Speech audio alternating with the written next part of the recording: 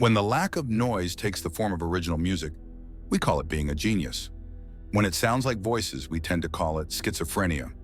A single voice is often referred to as religion.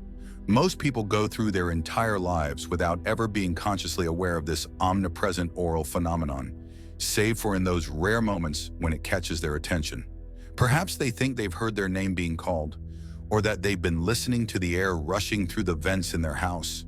One way or another, though, the noise is there. You can hear it if you listen for it. Lie down in a quiet room and focus on clearing your mind.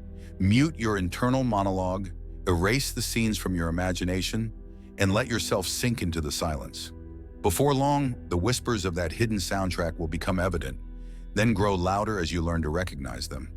It could be that you'll find answers to questions you didn't even know you were asking, or perhaps discover a sense of inner peace that had been lacking in your life. Some folks refer to this as meditation, even if they're mistaken about what's really going on. The truth, you see, is much less comforting. If you've ever gone walking in the woods, you've likely encountered a cacophony of noises, the songs of birds, the chirping of insects, and the quiet rustles of small animals rushing through the undergrowth become so commonplace that our minds tend to tune them out. What we notice, though, is what happens when a predator draws near. The chorus abruptly stops. The forest becomes deathly still. A person walking amidst that sudden silence might feel the hairs on the back of their neck start to rise and notice their heart pounding with a mixture of adrenaline and dread. When you listen to the sounds in your mind, it doesn't matter what form they take. What matters is that you can hear them at all.